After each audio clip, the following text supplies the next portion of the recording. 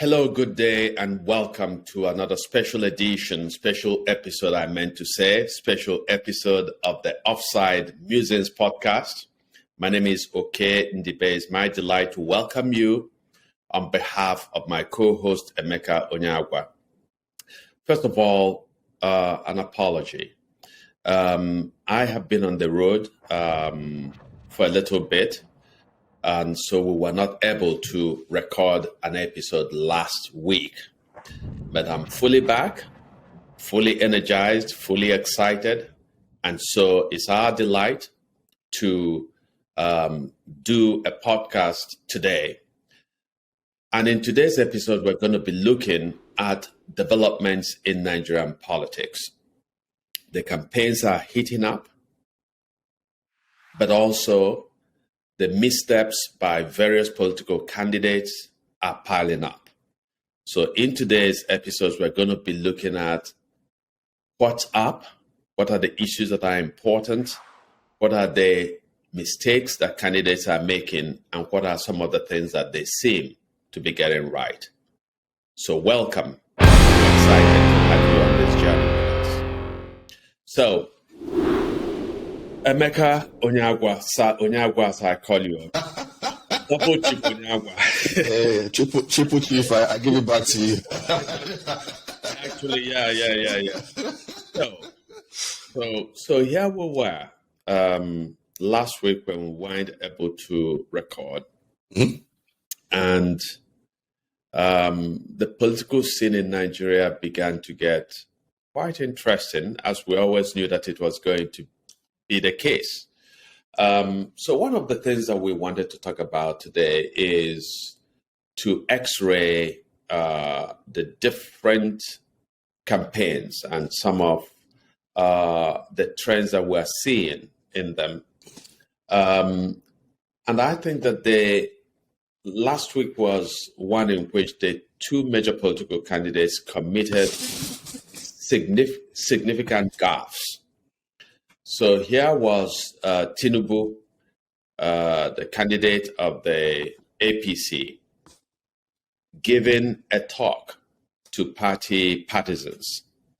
And he said something like, and I paraphrase here, if anybody says to you that they want a change of government, say to them, and he said, we don't want to be rude, but say to them, shut up your mouth. Which is sort of a Nigerian phrase. Shut up your mouth. That did not play well at all. And part of what is suggested, we're going to break down what is suggested, but for me, part of what is suggested was that Tinubu continues to have this sense of entitlement. This Emiloko, it's my turn. And so essentially what he was saying, in other words, is if anybody says, I'm not going to have my turn, which I have decided that I have earned, tell the person to shut up their mouth. The next way to step that phrase up is to shut up your trap, or in Nigeria, they will say something like, shut up your dirty mouth. So I don't know. So maybe that's the next version of that phraseology that we're going to get. But the candidate of the People's Democratic Party, Atiku Abubakar, was also in some political trouble. Atiku, again, was addressing his party faithful and said something like that the political North, did not want a Yoruba candidate or an Hausa or an Igbo candidate. That what they want is a Northern candidate, namely himself, who's been able in the past to build bridges to the other geopolitical regions of Nigeria. Well, this is the kind of politics that Nigerians want to move away from, because it's that kind of ethno-religious politics that has grounded Nigeria in this disaster, which everybody wants to step out of. I don't think that Peter Obi, the candidate of the Labour Party, made any major significant mistakes last week. I think the composition of his campaign team raised some issues which he quickly came and addressed.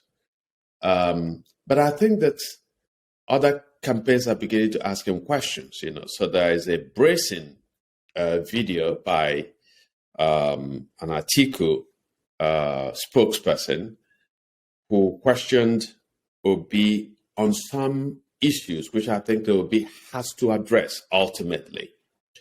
Some of those issues some of the attacks that this man gave had to do with Obi's record as governor in Anambra State, had to do with the fact that Obi speaks about the need for Nigeria to have an industrial base, but he said that Obi's entire business life has been a buying and selling model where Obi imports most, if not all, of what he sells without any local production. And he also, just raised questions about some of the data about other countries and their developmental indices that Obi would throw out in some of his talks. And he said that Obi has sort of retreated from offering all those data because some of them have been fact-checked and found to be perhaps incorrect, inaccurate, and so on. So anyway, I don't know where you want to start, but that's sort of the template that we have for our conversation, our discussion today. Yeah. You've thrown out, you've put forth a whole bunch of things I would like to cover today. So yeah, I mean, there's Tinubu, there's Atiku, there's Obi. They are the shadow warriors fighting Obi while the other guys are acting like they don't want to fight Obi. Mm-hmm. Or rather, they're acting like Obi is not consequential. So they send out their attack dogs, which, in American politics, if it's just attack, everybody's attacking, everybody has attack dogs. I think, maybe there are a little bit of similarities in British politics per se, but, so you have all these things playing itself out. And you have some of the substantial things they've also put forth about Obi. So, starting with, I guess the best part is Atiku, I guess. I think Atiku for me is the most interesting. Mm-hmm. For some reasons. I know it doesn't sound as interesting and as sexy as some people might think. But Atiku for me represents that because I was having, I've when he said the core north would not accept, to a large degree, he is right. I think core northerners will not accept a southerner and would not accept an Igbo person starving. I was in online conversation with a friend who talked about how in this day and age, this friend of mine is in late 20s, maybe about 30.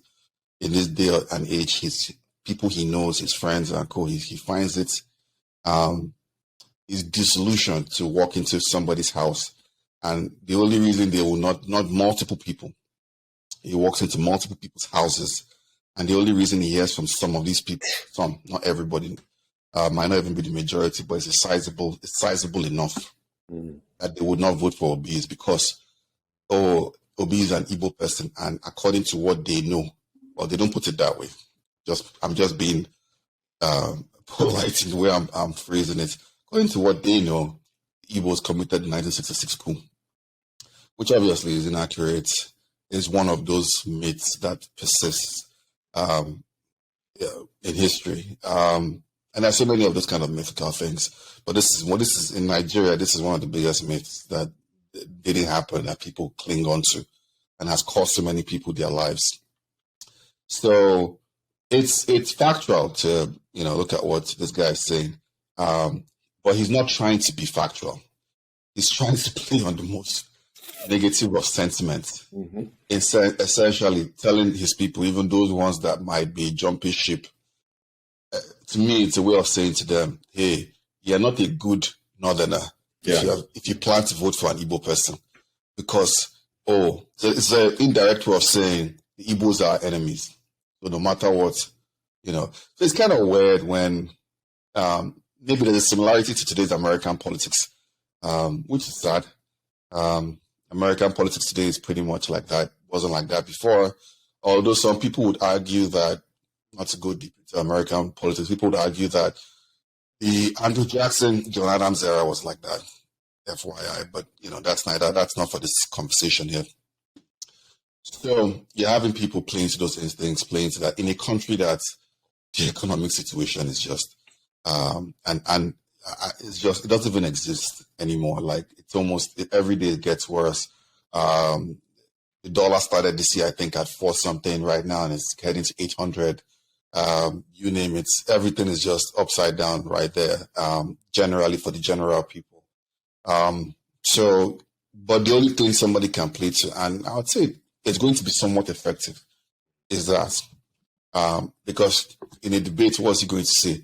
Atiku has the money, he's going to he's going to hire people to put out all these papers about what he's going to do to Nigeria, do with Nigeria as leader and all that.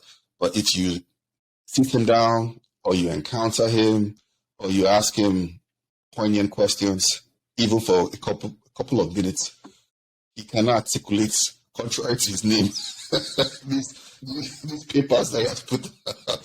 So clearly, my father would always remind me that you don't fight with a mad person, because when somebody's passing by, they can't tell who is mad. In other words, it would also remind me, you don't fight with a crazy person, because the person will pull you down to his level and beat you with experience. Nigerian politics is at a certain level where no matter how we feel in 2023, people are trying to take it to where they want it to be. They want it to be a gutter fight. The gutter fight, they're going to have the advantage, whether you like it or not. It is what it is. They're going to have well, if they win, I don't know. I believe in God. I am not God. I do not know if they're going to win. I do, however, see making the final stretch of the campaign turn into a gutter fight, which is this thing. And for Tinubu, outright gutter fight, always been a gutter fight. That's how he controls Lagos. There'll be people who were prevented for months, maybe even almost a year, but months from having a campaign in Lagos, which he controls. He's not the governor, but he controls. For those that don't understand, Tinubu is a real life living mafia figure controlling Lagos. For real, he controls Lagos. He's done that since 1999. And they prevented this thing. Went to court. The OP people had been in court, and they finally get their injunction, and all. They finally get their rulings, and the state is forced to have let them have their campaigns, and they do, and it's massive. It's crazy, and there's an online campaign to show that I saw so many videos of, it wasn't so many. In fact, essentially what they did was, as people were gathering in the morning, they flew some drones and then took some aerial shots and then put it out there and were like, yeah, nobody came for the campaign. But meanwhile, videos of the campaign. And then, obviously that didn't catch on, because even you don't need to be so enlightened to see that wasn't true. From what we saw, it didn't add up. It was just, you didn't play detective. It didn't add up. They came in early. They planned very well. They came in early and tried to do that. The next thing they did was to form their own campaigns. Both Atiku and Tinubu. Tinubu gets his henchman, one of his capones, a guy called MC Olumo, who controls the large aspect of the violence in the state, under the umbrella of NU, National Union of Road Transport Workers Association. That's what it's called, but really it's just a violent quasi-military police, actually not military, quasi-police organization that enforces this thing. And you see them, they force people, they close the market, they control everywhere. And there were videos that came out, people arguing, Some people refused to go, so they promised them money. Some people were forced. If you don't go, we're going to close down your shop. So the ones that they promised money were now, hey, can you give us our money? So many of them, and they were not giving them. So you can see the makings of this gutter. And from you said the Tinubu statements, you can see the makings of this gutter, this thing. And then there's a third campaign. Now there's Obi doing his thing. Essentially, he's presenting, whether you like it or not, he's running a positive campaign. People that have attacked him, like Shore, saw the meeting between him and Shore, and it was cordial. He hasn't thrown dirt at anybody. In fact, largely, it's been differential. It's not an endorsement of Obi, it's just the facts. It's been largely differential. Hey, my big brother, my big Oga, which is what they're also now using on the camp. So, hey, look, this guy was part of us and all this. People are, they're now talking about, it's questionable, this thing, there's another aspect. They're bringing out the most cynic aspects that they have, cynic people, saying people that they can find to question his record, which he's an importer, all those things. And it's interesting in this regard. And Obi at least would answer the question. Like him or hate him, he will answer the question. Is he one of the major importers in the country? No doubt.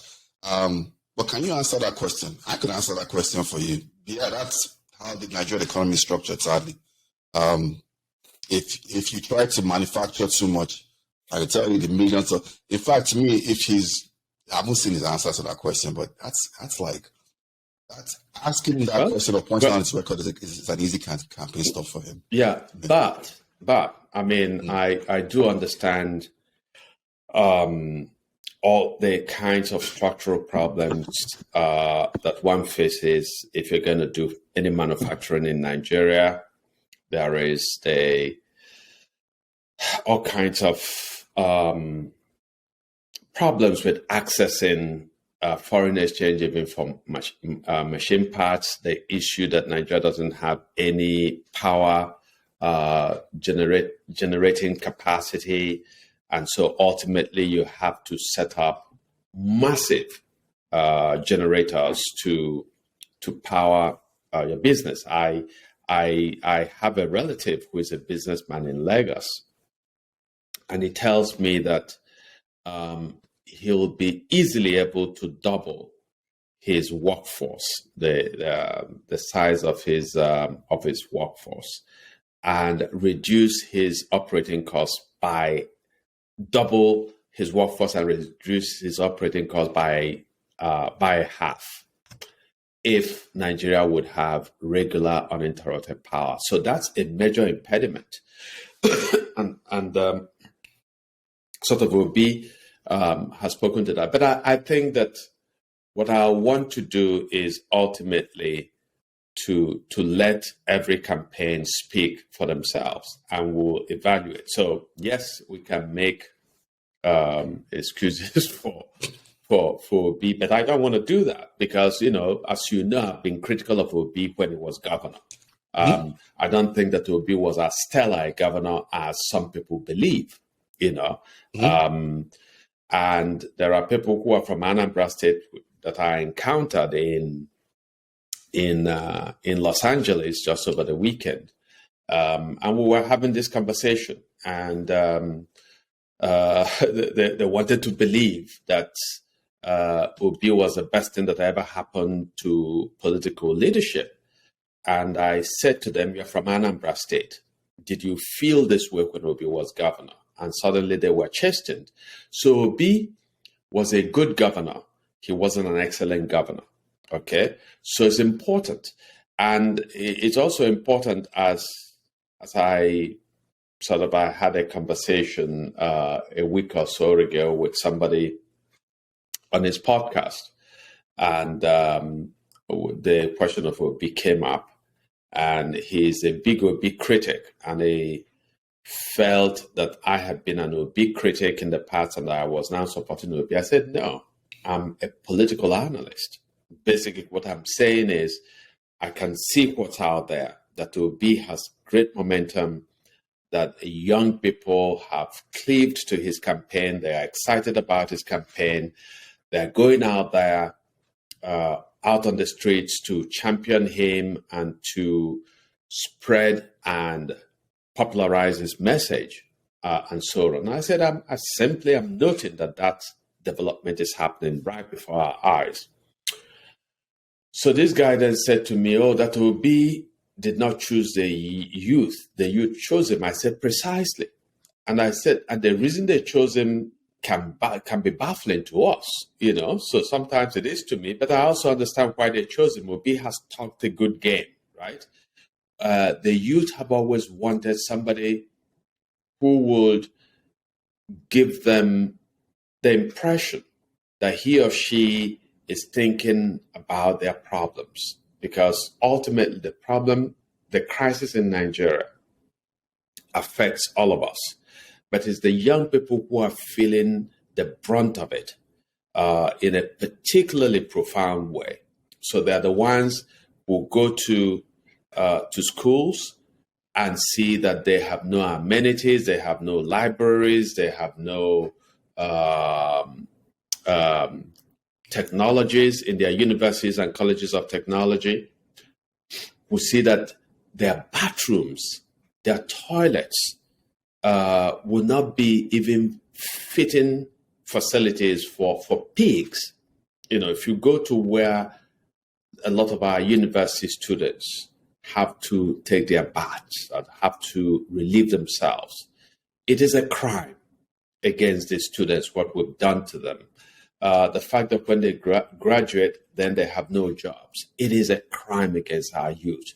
The fact of not being able to make an income, even if they got jobs, an income that would place them in a position to afford some of the basic amenities that a graduate in many other places in the world, including in some African countries, can expect to be able to acquire. So the youth have waited patiently over the decades as they were told that the future belongs to them. And then the future, what seems like the future would arrive, and it's the same geriatric, often patients who come out and say, it's my turn, to govern. And so finally the young people are saying, we want somebody who at a basic level at least can get himself up from a seat without help. Somebody who can pull his own suitcase in an airport, without 10 men holding one part of his abada, then the other part, and So the youth are asking for a different kind of leader, and they happen to have found Obi. Obi did not find him. I think they found Obi, which is why in the CNN interview with Obi, this young woman, I think Weyimi, Lube, was saying that they are the ones running for the presidency and that they are running through Obi. So it's not like Obi came and generated this mass movement. It's the mass movement that lent itself to Obi. I'll push back on that because I wouldn't say, I get what you're trying to say, but it's to take away an Obi who packaged himself. He packaged himself for the longest time. Yeah. He came in, he did all that, he got the endorsement, he got the support of Ojukwu when he ran, and that took him over the top. Yes. Twice, right? And then when he was done, and this is the key thing, when he was done, he left. Good or bad, whatever the bad things he did, or if they are still continuous, he left. He's not in government, he didn't take up a ministerial position, he didn't take up an ambassador. He didn't become, in America, they call it career politicians. I think in Nigeria it should be different. We should call it, he didn't make politics his business. Whatever he got or didn't get, that's a whole different debate. He didn't make it his business, didn't try to make it his business. There might be a little bit of this thing in terms of, maybe he wanted pension or didn't want pension. That's another whole different conversation, which maybe he should answer, if people have put that question out there. But no, I mean, he packaged himself in a way where he comes out, he left, he took his suitcase. I'm paraphrasing him. It doesn't say it this way. He left government house, took his suitcase and put it in his car, and then drove home. Made himself tea and then went to bed. I woke up. He put focus in it. Hey, look, I'm paraphrasing it, but essentially, I'm drawing this picture of what, it's okay to wake up in the morning and stroll down to the aboki or the mesha, as we call it in Nigeria, and buy some agege bread and make some tea, and that is okay for him. And in the afternoon, one of his relatives will bring him some little rice and he will eat and he's happy. People are like, this is a normal guy, this is a normal person. Because the typical Nigerian is not like that. Typical Nigerian makes some money and wants to have it's not even like you're making that. I mean, the Nigerian in even your position or less than yours wants to have like 3 cars and people come kneel down for this guy, kind of thing. They have this self-aggrandizement. Everybody does. Which is, there was a whole post I was looking at today. Somebody said that there's nothing about race, it's mostly class. And in Nigeria, essentially, he was just saying that all the classes in Nigeria are the same. I was about to reply, somebody was asking me a question about that. All the class, the rich, the middle class, the poor, they all have the same mannerisms. Somebody didn't understand it. My friend didn't understand. This my friend lives in America. He makes good money. He makes close to $1 million a year in salary and stock options. He doesn't get it. But it's like he doesn't see himself as a middle class person in America. He doesn't see, even where he lives in California, he's close to a 1%er. He makes over $500,000, so he's close to 1%er. He just sees himself as this thing. But he doesn't understand that in Nigeria, from the top to the bottom, if the poorest guy and the poorest ghetto tomorrow becomes middle class, they all start acting the same way. Yeah. They all start acting the same way. So Obi is somebody who has sat down and packaged himself for better or worse. Mm-hmm. Maybe it's political instincts. Maybe I think it might be instincts to be like, okay, I'm somewhat like this. Because there is some truth to the way he is. He's somewhat like that. But, maybe I need to smoothen the edges of my image a little bit and, make it a whole image. Yeah. And that's what he went about doing. And people looking around, searching for a vessel are like, oh, this is a normal person in a sea of crazy people. This is a one-eyed man in the land of the blind. This is our vessel for now. Yeah, absolutely. No, I absolutely agree with you. That's exact. I mean, Obi has been very, very. He's been very deliberate, very intentional in the way that that he's displayed himself, as it were. Packaged himself is another way, the way you put it. He has been quite deliberate, quite intentional, quite sophisticated even. So Obi is that student of politics who understands some of the little things that you do to impress people. Okay? So the fact that Obi never took a political title. So when he was governor, you ask him your name, he doesn't say Chief Peter Obi, he says Peter Obi, right? That's impressing the heck out of Nigerians because you have all these buffoons in the place and everybody is Chief Alhaji. I mean, people are high chief, and they don't know that it's boring. First of all, that there's no content to being a chief. It means nothing. It just means you're a bushman. Really. I don't know. I mean, because everybody now is a chief, right? So when there were only a few chiefs, Chief Okotiebo, Chief Awolowo, right? Mm-hmm. To be called a chief had meaning and content.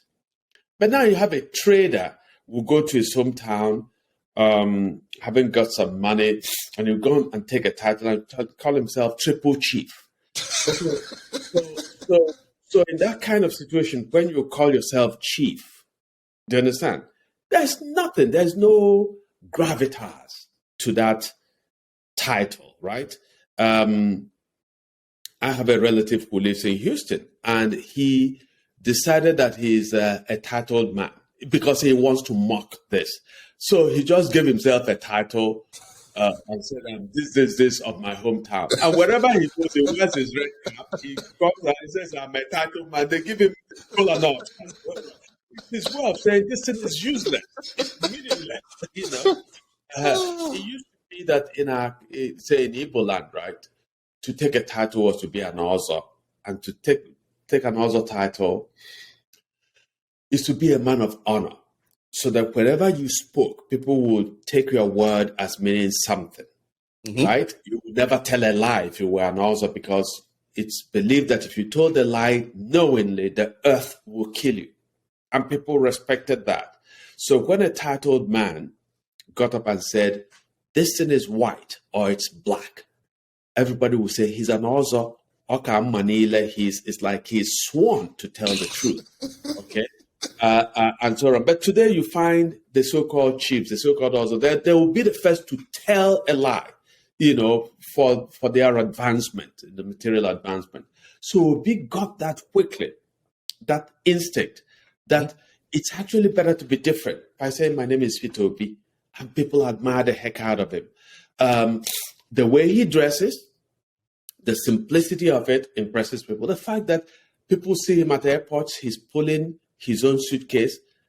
Many Nigerians of his wealth, even those of them who are not in politics, when they travel, they have two study big, men who will be pulling even their own wallet or phones. There will be somebody holding the phone to show you're a big man. This idea that you stage your bigness by having a bunch of unneeded, unnecessary men holding things for you, so that you'll be, even some of them to raise the abada. There is a committee to raise one side and a different committee to raise the other side of the abada. It's all, so we packaged all of this. And when he was invited to give talks, he gave talks that spoke to his own simplicity of taste and to his own frugality, to his own commitment to saving, to curbing the wastage of public funds. Some of that is true. Some of that is an act, but somehow, he knew that this is the kind of message that will resonate with young people. But what I'm saying is that when Obama ran for the presidency, Obama on his own, went and got the youth of America out.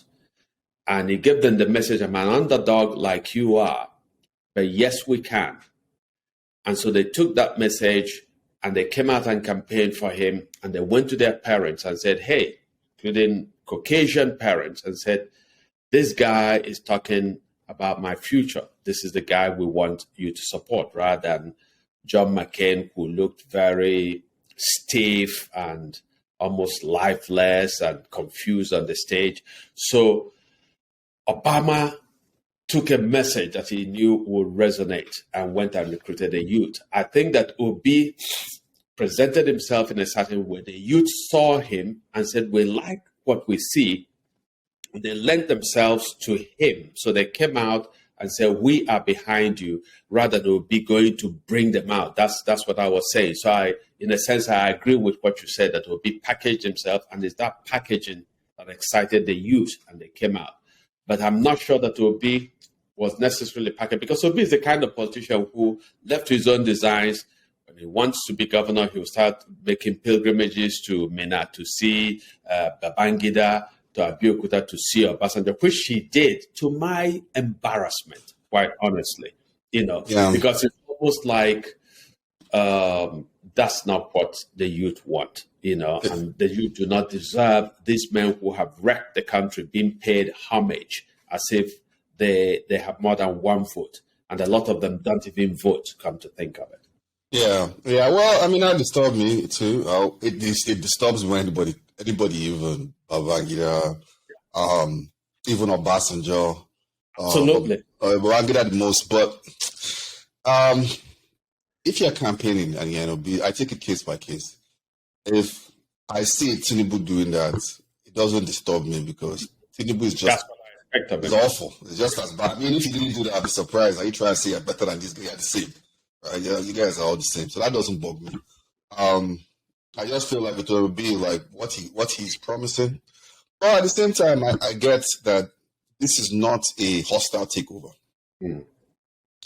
You have to, if you want to, how did they say it in Igbo? If you want to capture a lion, you act like a mice. So there's a proverb. They always say, essentially, sometimes when you want something, you have to play the game to get it. Yeah. You know, you have to. Babangida holds sway sadly with some people in the northern part in Niger and some other parts. Yes, he does. I actually don't think that Babangida has any political weight. He has a few men that he empowered. When Babangida goes to the mosque, I don't think he goes to a public mosque anymore. I'm sure he built one within his compound. Mm-hmm. But when Babangida used to go to a mosque, they used to steal his shoes when he left them outside. That's an ultimate act of disrespect. They're showing you. They're saying, hey, you stole funds from us when you were a military leader, so we're going to steal what we can from you. And it's the myth. And that sort of goes to what the message that Atiku was trying to give. I think that you spoke about your friend who says that there are Northerners who say they will not vote for Obi because of the 1966, the January 15 coup. Mm-hmm. Yes, there will be those who are like that. But I can also tell you that I'm beginning to see that within the northern, first of all, there's no monolithic. I mean, it's sort of a cliche now. Yep. There's no one unified monolithic North. Just like there's no one. Some people like to act like there is. Saldana, came up with the Arawa. Well, he didn't come. He was given the Arawa monkey, and he kept at it. But see, there's no. By the way, I mean, you and I spoke about the armed warlords of Zamfara, right? Mm-hmm. What it shows, which is sort of the great, for a long time, kept open secret, is that there is actually, at the fundamental level, a great unease, disquiet even, between the Fulani and the Hausa. Okay? Mm-hmm. And then there are all kinds of minority groups within the North. There's the Kanuri Fulani divide, there's the Hausa Fulani divide, and there are a bunch, scores and scores of different minority ethnic groups within the North. So anybody who proposes that there is there's a singular political temperament in the North is simply engaging in self-deception. I think that also that over the years, enlightened Northerners, and there are quite a few of them, just like there are enlightened Igbo, enlightened Yoruba, Ijaw, every section of Nigeria has, of course, its sort of those that I call the sheep, who will just look at what's the name of the person running. Is he an Igbo? Okay, then I'll support him. Or I'm Hausa. What's the name of the candidate running? Is Hausa? I'll support him. But there are enlightened Nigerians in every part of the country who are able to see past all these ethnic what's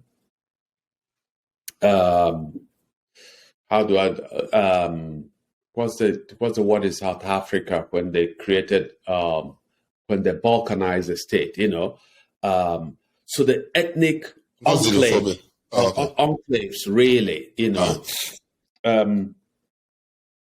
so people see beyond them. People see beyond the religious enclaves and so on. And I think that Nigeria has come to a place of absolute crisis where the young people are saying, okay, we're tired. And that's sort of the speech that I gave at this event last Saturday in Los Angeles. I said to them, for years we used to say to young people, you are leaders of tomorrow. The future belongs to you. I said, young people are saying now, the present belongs to us. We're not going to wait. There is no mythical future that we wait for. It is the present that we're claiming. And so when Atiku starts speaking about, we don't need a Southwest or an Igbo president. We want a Northern president who will then reach out to these other regions. It's a very arrogant statement. And I actually thought that Atiku was better than to allow himself to make such a statement openly, Well, you're not the same guy that said that, he said two things first. Yeah, look, Igbos don't vote for you, just vote for me, and then after that, I'll give you a president. And it's like, yeah, I have three Igbo children. Yes. So in a sense, and that was the kind of message that used to resonate in Nigeria. For somebody to say, I have this chief so and so and chief that and Alhaji this who are my friends in Igbo land or Yoruba land, so vote for me. Mm-hmm. And people will say, oh, yeah, he's close to Chief Adedibu. Let's vote for somebody because Chief Adedibu will make him bring some projects to Yoruba land, or Chief Ojuzo Kalu will make him bring some projects to the Southeast. And, I think that people are beginning to see that level of politics is terrible. Yeah. Yeah, I don't. Like I said, I don't feel it's the majority, but I won't tell you that it's not there. There are people who look up to. There are elements who look up to these guys in certain ways. Overall, Atiku has an image as a thief in the north, in the general region of the north. His image is not what So, what else are you going to do? You appeal to the darkest sentiments you can find. And it's sad. I was talking to a friend this weekend who works in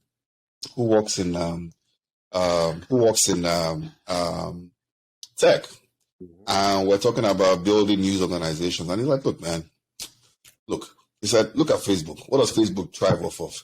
Facebook thrives off of people are more interested in what's happening in some other person's house than they are on a national scale. That's the kind of thing people want to hear about. Very soon, I don't want this to happen, but it's going to get to that level where, remember when Buhari said, "Oh, his wife is something in the other room." Yeah. The one belongs to the other room. Very soon it's going to get to that. This campaign, you're going to start seeing people dragging families into it. That's what's going to happen. It's the path they're headed down. You're going to need. I'll tell you what, guys. But okay, you're going to talk about. That's why I was making the point that you're talking about all this, Peter. I don't want to sound like I need to defend. No, I'm just telling you, look, if this is what you're going to talk about, you're giving him a layup. Yeah. So you definitely want to go down the road. You're definitely going down the ugly path, right? Go down the ugly path, and you need to shock people every day. You need to say something. You need to be like Kanye West every day. Yeah. That's nice. You're going to get there sooner or later. It's inevitable. You're going to get there sooner or later. And it's sad because of the situation the country is in. It's like I said, it's a moment in time. I don't know how. There's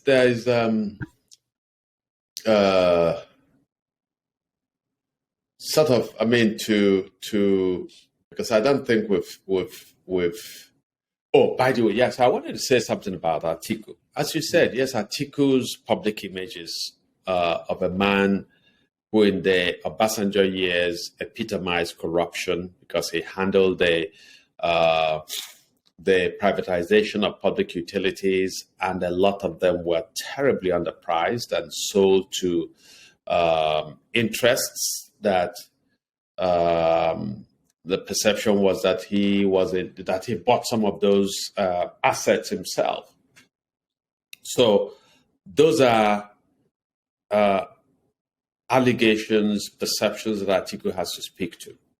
He has to speak to how he got his wealth. He was a customs officer. We know again that in some quarters, customs officers in Nigeria are seen as synonymous with due apology to your father. FYI. He used to compete when he was alive, though. Yeah. So your father was in that institution, and you and I have talked about how uneasy he was in that institution. But the truth is that the same way that Nigerian police officers are regarded, it's actually worse with customs officers, that they are regarded as embodiments of corruption. Like kleptomaniacs. Precisely. They look like just want to take anything they can find. They will boggle your goods. They will rob you. All right. So that's where Atiku started. And then he came up with this money, and then he went into politics with Yaradua. And then he appeared on the national stage as Obasanjo's VP. He was the anointed son of Yaradua, transitioned to the PDM movement. That was the movement that they wanted him to actually be the VP to Abiola.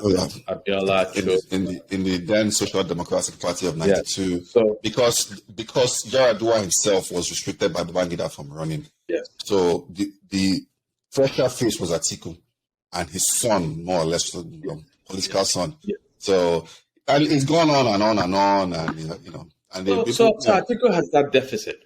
But one thing that I give Atiku credit for, and again, this is not,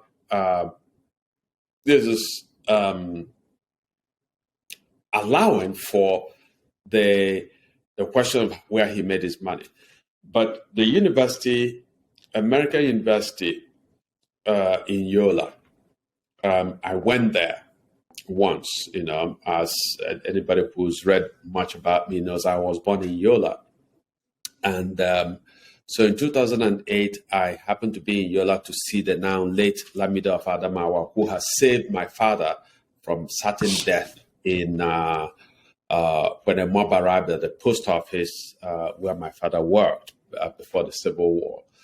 And so I went to see the man to thank him and to interview him for a project I was doing. And so I was invited to American University by one of the American officials there to see the university, and I was quite impressed. It's run terribly well, and what I heard then was that Atiku actually gave out scores and scores of scholarships to brilliant students who don't have the means. So I was just impressed because I've been to so many private universities in Nigeria, and they are glorified secondary school.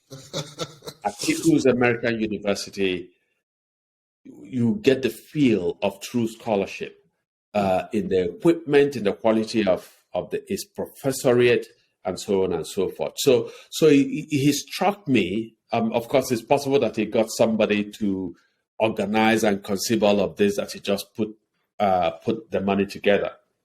But it struck me that if he had anything to do with conceiving and imagining this university, that there is something worthy of our curiosity and interest, which is why, again, a lot of people believe that Nigeria would have been in a different place had Atiku won 4 years ago over Buhari, because Buhari has just been a very narrow-minded, nepotistic man. Now, Atiku is also seemingly nepotistic, right? But the difference is that Atiku really, as he has said, has friends in different parts of Nigeria, and has a wider pool of talented people, that he could have drawn in. I mean, Buhari has been a particularly tragic president of Nigeria on all kinds of fronts. So anyway, it's important to say that. Then, so I want to say something about Tinubu because Emilokon. I don't know. The impression one gets when you watch Tinubu and his VP candidate, Shetima Kashim, speak, it's almost as if they've come to the stage to sabotage themselves. It's like the two of them speak in the same vein, in a very cavalier, offhanded kind of way. So I saw an interview where Kashim Shettima was talking about the vice president of Shibanjo. And he said, he's a good man. But a good man should not be president. A good man should be selling ice cream. He should go and be selling ice cream. That's true. I said, how does a man like him speak like this? And of course, talking about him and Tinubu representing the dream team. So you look at the series of mistakes. And you will say if that's a dream team, please. So give me the nightmare team, please. So you find a series of mistakes from the moment when in a Nigeria that is so deeply fractured, Tinubu chose a Muslim ticket. I've always been the one who says what we need is stellar leadership. Forget religion, forget ethnicity, and so on. But the political reality is that Buhari has divided the country so much, and Boko Haram, the Islamic State of West Africa province, Fulani herdsmen have laid siege on Nigeria and have rendered the country absolutely ungovernable. So in that context, to come and say to Nigerians, you're going to take a Muslim ticket was politically tone deaf. And then you do something that on some level you know to be wrong. Then you go and dress some touts in ecclesiastical gowns as bishops to present them. So you go to a mechanic, you go to a trader, you say, I have a bishop's uniform that you can wear, and I'm going to give you 100,000 naira. Come and pose that you're a bishop at the unveiling of our campaign, so that we'll give the sense that some Christians support this ticket, right? And then Tinubu declares at some point that this is his turn to run Nigeria.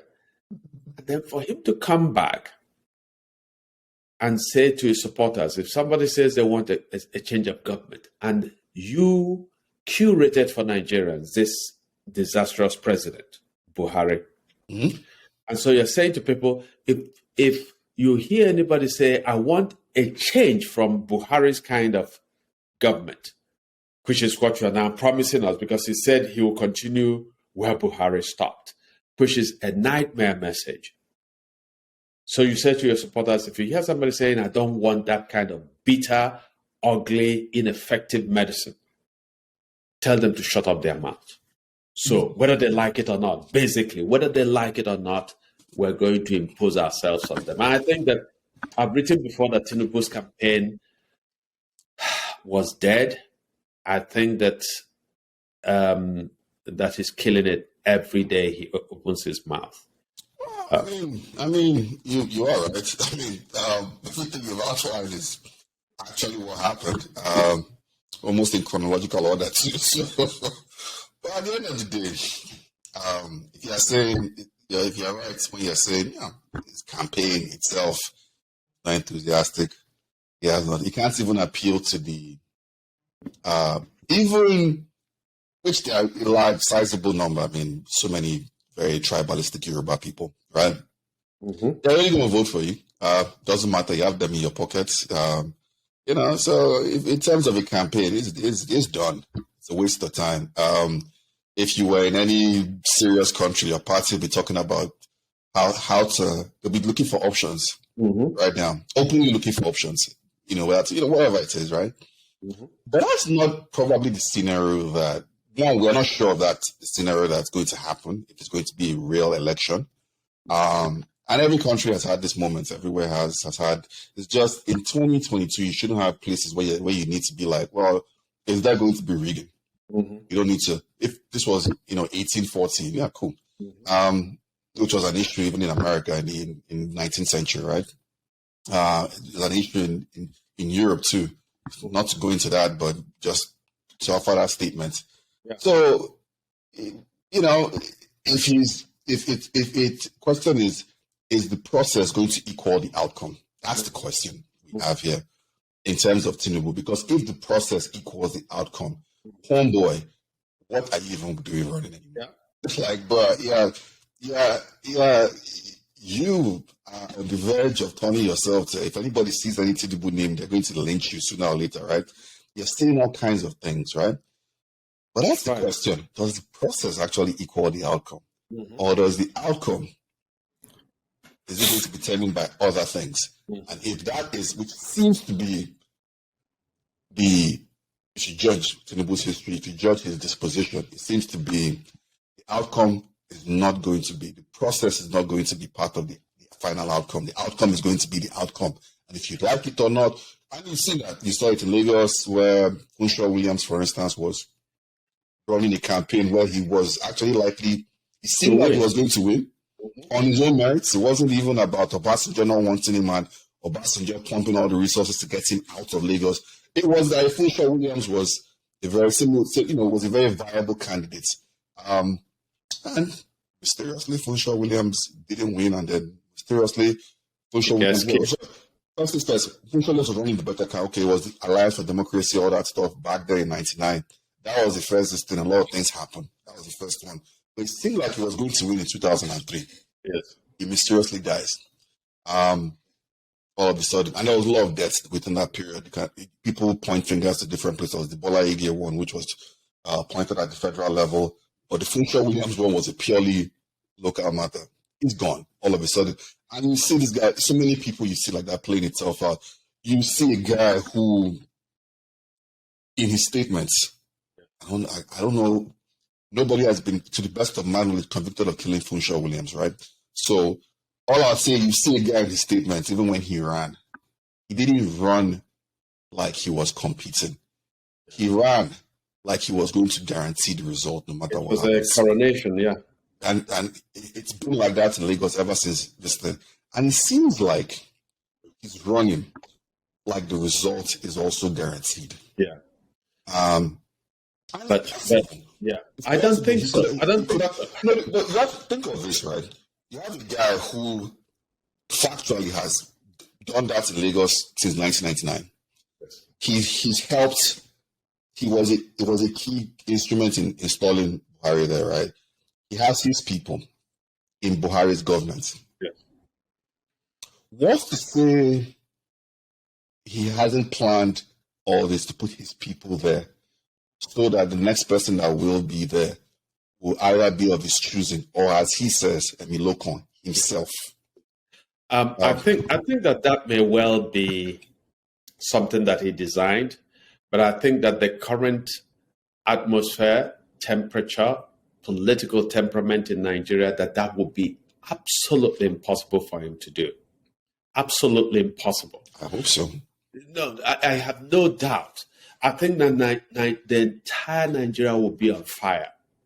I think that even he himself, that by the time you come to December, you come to January, it's going to be clear to anybody who's planned that my path to victory is going to be through just rigging it. It will be clear to anybody that Nigerians will not stand for it. This is the one election where it is clear to everybody that the country is in such terrible, tragic shape that I actually think that closer to the election, Tinubu himself will be praying that he will not win. No, actually, yeah. I see, you and I, what we prefer, what I still prefer till today and tomorrow, is that we have an emergency arrangement to rescue the country some. I don't think that one political party can rescue the country. I think that we need a radical reorganization. So people are still running to go to the National Assembly, for example, because of the salary. So you have 469, I think, members of the National Assembly. I think they get 128 billion naira. Jeez. Okay. Meanwhile, the country has about 12,000 academics teaching at universities. and they get collectively 4.8 billion. So 12,000 professors, 4.8 billion, 469 of some of the least educated Nigerians get 128 billion naira. Okay, so people are still running there, oh, let's go and take. But the country is bankrupt. As we know, most of our oil now is lifted by bunkerers, people who are connected to people in government, perhaps representing people in government. They steal Nigeria's oil and they sell it. So Nigeria is a failed state. Damn it. True. The country is a failed. I'm sorry, I have a cold from my travels. So the country is a totally failed state, right? So even Peter Obi, that's what I said. Even Peter Obi with the best of intentions. That's why I keep warning people. I said Peter Obi is not magic man. Okay, with the best of intentions, Peter Obi is going to be absolutely baffled by the scale of problems that he's going to confront. So what Nigeria needs, ideally, is a rescue team of technocrats in different areas who will come together, of the international community getting together to say Nigeria is too big, too populous to fail, and pumping capital to lay some foundations, have an industry, have the sort of just set. If you give Nigeria regular uninterrupted power, Nigerian ingenuity and enterprise will recreate the country. Okay, so that's one, and then you set up institutions the way they should run. Every institution in Nigeria is finished. Okay, the police, take the police. Anybody, you can kill 10 people, put their corpses in the trunk of your car, drive up to any police barracks in Nigeria, anyone. Tell the commanding officer that you have killed 10 people there and give him money, and he will salute you and say, go on. And it actually happens. You understand? So when that can happen in a country, when customs officers who are supposed to collect custom duties for the government will print their own receipts, you will now pay to them instead of the government, and they let you go. It's every sector has failed. So when we talk about the country as if there is a country, there is no country. Okay? So that's why people like Tinubu, who are just going there because it's their turn, I think when they see the mood in the country, I think that close to the election, they will be praying, please let people not make a mistake and vote for me. Yeah, well. Yeah. And even people might be saying the same prayer. Yeah. That's my prediction. Well, they could get an international team of, maybe they should get Obama and Kwasi Kwarteng. Kwasi Kwarteng has been fired in prison. Oh man, the British Prime Minister has been one of the most disastrous. But that's a topic. That's a whole different conversation. We want to get into today. That's a whole different conversation. Well, listen, man, I suggest that you should look for Patitomi and Okojo Wala to sit down and figure it out, man. We need a group of technocrats. And Nigeria has people in engineering, people in law, because we need a different constitutional arrangement. Yep. Okay? The country has no constitution worthy of the name. We need a different constitutional arrangement to ensure now that in future, our elections are said. This whole idea that Tinubu and Atiku can go to a convention and be given delegates $10,000 to $15,000 per delegate.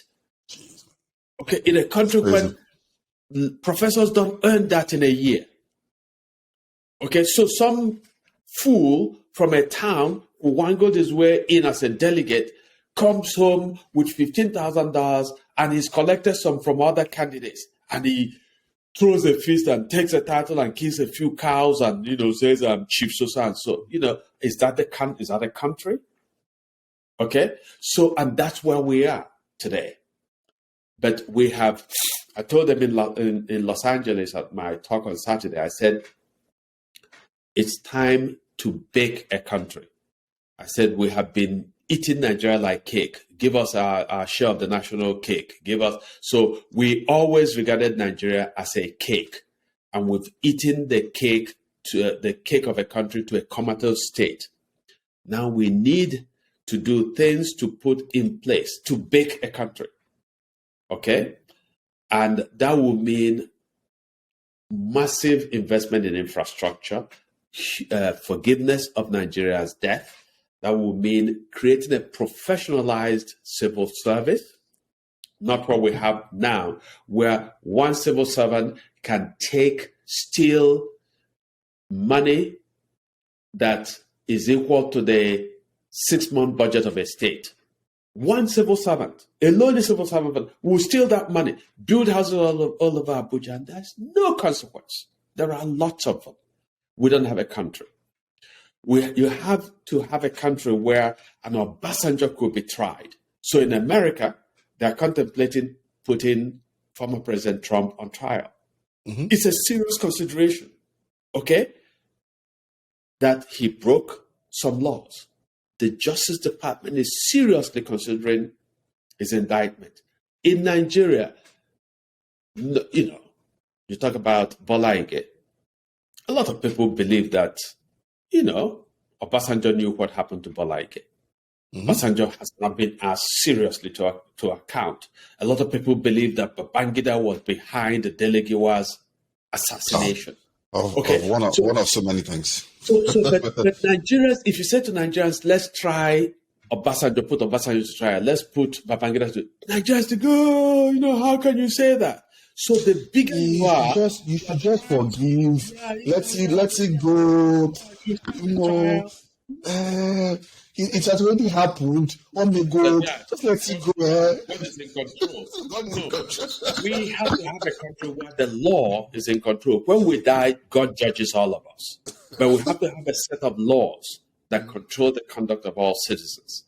And we don't have it. So Peter Obi goes in there. Listen, let me tell you something. Some years ago, I have a friend who is a major journalist in Britain, works for the Financial Times of London. And he went to Nigeria, did some investigations within the military in the early days of Boko Haram. And he told me, that he talked to soldiers and junior officers who said that they believed that officers in the army were supplying weapons to Boko Haram. And sometimes would place their own soldiers at risk, send their soldiers on a mission, allow Boko Haram to kill their soldiers, to ambush and kill their soldiers, so that they will get more money from the federal government. They'll say, the terrorists, so give us more money so that they will steal it. So you don't have a country. I'm sorry, I get animated about this subject, right? We don't have a country. So when we think, which is again what I was telling them in LA, I said a lot of you now think, okay, we're going to vote for Peter Obi, okay, and he's going to take over and we'll return to drinking beer and pepper soup and he'll go and solve all the problems. I said, the problems are deep. I said, even if Peter Obi were a magic man, I said, there's no way he can begin to touch but a fraction of the problems in the country. So that's, so when I say this, some people misunderstand me, but I have to keep saying it on the record. Because that's the same thing I did with Buhari, when they said, Buhari will come in and jail everybody, put Obasanjo in jail, put Babangida in jail, solve the issue of corruption, push Boko Haram away. I said, he's not going to do it. I knew because the man he couldn't articulate how he was going to do it. And somebody who has a plan will be clear with the plan, right? So I did interviews. I said, Buhari is going to prove to be a dud. I was attacked. I was pilloried. But the sad thing is that the man wins, begins to be the same disaster that I had foreseen and predicted. And some idiot said to me, you criticized Jonathan, so you supported Buhari. So let me be clear now. I'm not supporting Peter Obi. I'm not supporting Tinubu. I'm not supporting Atiku.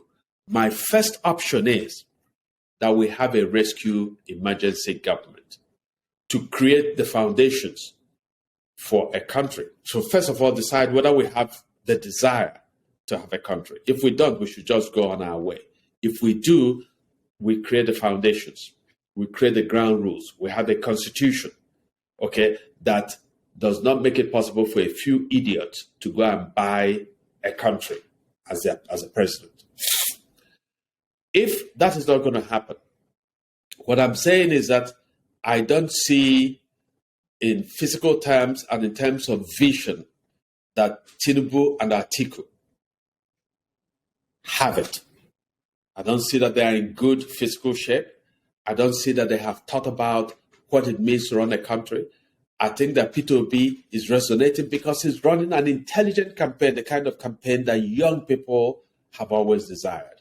He looks alive. He looks alive and alert. He's alive. And it's like we have a country now that's been governed by an Abacha who died in office, who was always drunk, always wore his his him and his homeboy, Jerry Boy. Precisely, So who was only alive when he was surrounded by women, especially prostitutes.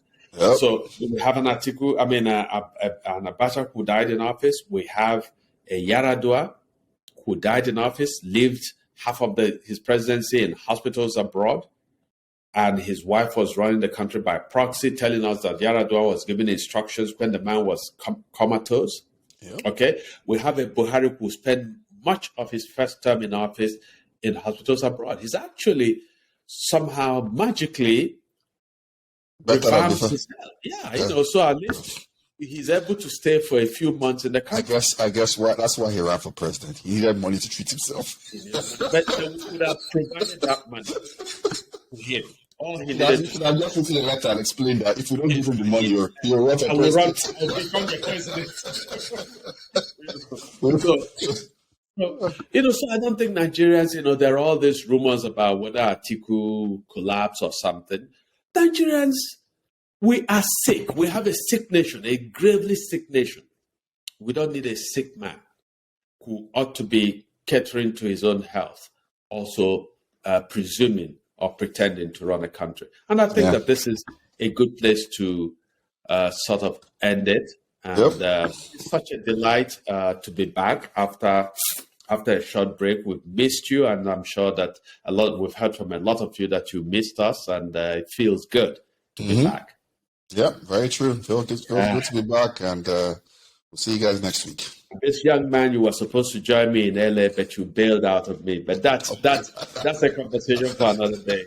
Don't worry. Yes. All right then. So please have a brilliant week, and we look forward to providing another episode next week. All Bye-bye. right.